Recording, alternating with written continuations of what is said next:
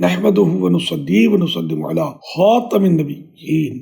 ایک حکیم یعنی عقل مند و دانا شخص کا قول ہے، صبر عقل کی قوتوں میں سے ایک قوت ہے، اور جس قدر عقل بڑھتی ہے اسی قدر صبر بھی بڑھتا چلا جاتا ہے. ہمارا موسوعۃ ابن ابی الدنیا جلد 4 پیج نمبر 57 روایت نمبر 156.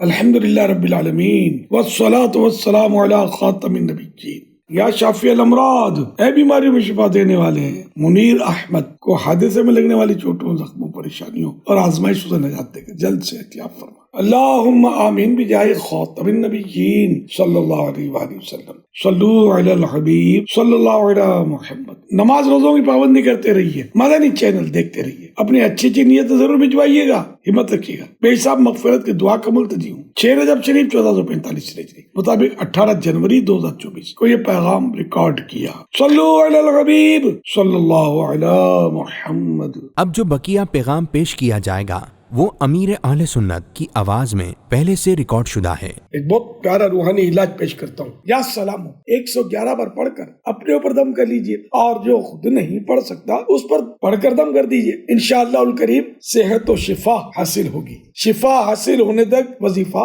جاری رکھیے. یہ روزانہ ایک بار کرنا ہے، اور پڑھ کر اپنے اوپر دم کرنے کے ساتھ ساتھ پانی پر دم کر کے بھی پلایا جائے. صلو علی الحبیب صلی اللہ تعالی علی محمد.